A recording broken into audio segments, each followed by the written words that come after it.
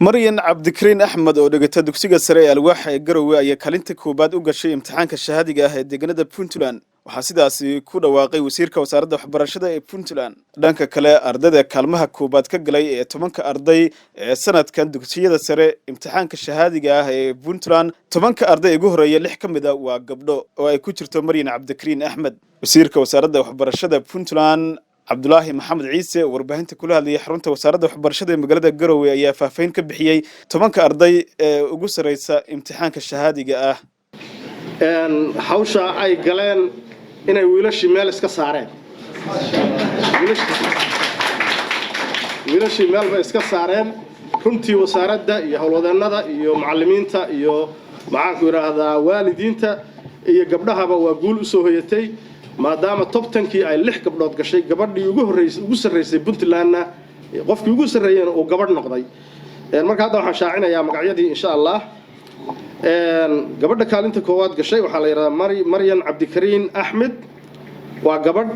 dugsiga alwaaxa ee magaalada Garowe Nugaal qofka wiilba ku xiga waxa la yiraahdaa Maxamuud Cabdisalaan Maxamed waa Sheekh Cismaan Qardho Karkaar qofka saddexaad waxa weeyaan Cabdirasaaq Mahad Yuusuf waa Imaam Nawawi Boosaaso waxa ku xigta Muhibbo Ali Cabdi waa Xaaji Cali Biixi Mudug waa magaalada Galkacyo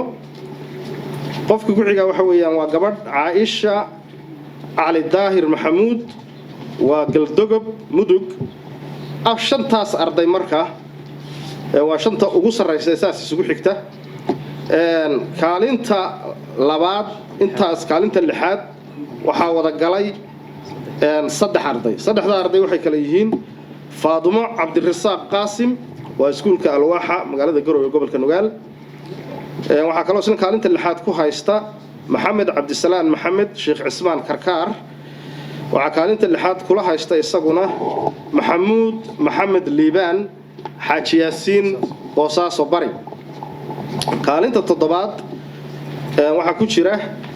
waxa laba arday baa ah soo saddex waa laba arday waxay yihiin Cabdullaahi Cali Saciid waa Umar bin Abdul Aziz oo Boosaaso ah ardayga kale ee kaalintaas ku haystaasna ay isku kaalin yihiin waa Cabdiraxmaan Aydruus Maxamed waa iskuulka Dangorayo ee gobolka Nugaal ardayga kaalinta sideedaad hal arday baa ku jira ardaygaasi waxa weeyaan Axmed Mahad Cabdullaahi waa Galdogob magaalada Galdogob ee gobolka Mudug kaalinta sagaalaad waxa ku jira afar arday ardayga koowaad waxa weeyaan Mustafa Khalid Yuusuf waa iskuulka Umar Samatar gobolka Mudug magaalada Galkacyo waxa kaalintaas ku jirta sagaalaad gabadh Samiira Cabdulqaadir Maxamed dugsiga alwaaxa magaalada Garowe gobolka Nugaal waxa kaalintaas sagaal iyadoo isaguna ku jira Cabdiraxmaan Maxamed Cabdisalaan waa Nawawi iskuulka Nawawi Qardho gobolka Karkaar waxa kaalintaasna ku jira Axmed Cabdullaahi Xasan Cabdiraxmaan waa Xaaji Salaad Armo gobolka Bari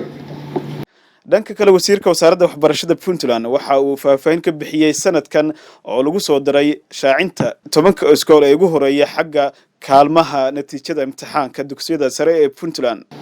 10kii iskuul ee ugu sareeyay oo performance-ka la yiraahdo 10ka iskuul ee ugu maaragtay xagga performance-ka ugu sareeyay baan sheegaynaa sanadkan iskuulka koowaad ee performance-ka wuxuu noqday dugsiga sare ee Galdogob ayaa kaalinta koowaad sanadka performance-ka oo ay maaynaysa dugsiga labaad wuxuu noqday Buraan magaalada Buraan gobolka Sanaag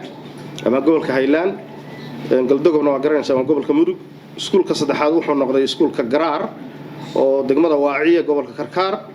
iskuulka afraad wuxuu noqday iskuul aan u maleynayo sanadkan inuu ahaa sanadkii koowaad ee ay ka qayb galaan imtixaanka form 4ka waa iskuulka Boosaaso ku yaal waa Maxamed Cawaale Liibaan wuxuu noqday iskuulka afraad iskuulka shanaad wuxuu noqday iskuulka Nugaal ee magaalada Garowe iskuulka lixaad wuxuu noqday iskuulka Boosaaso Public ee magaalada Boosaaso gobolka Bari iskuulka toddobaad wuxuu noqday Xaaji Salaad oo degmada Armo gobolka Bari iskuulka sideedaad wuxuu noqday Sheekh Cismaan magaalada Qardho gobolka Karkaar iskuulka sagaalaad wuxuu noqday xaaji cabdulaahi oo balididin ku yaal gobolka bari iskuulka tobnaadna wuxuu noqday imaamu nawawi boosaaso imtixaanka ay galeen ardayda Puntland oo ay kala simnaayeen ardayda Soomaaliyeed iyo guud ahaanba caalamka waxa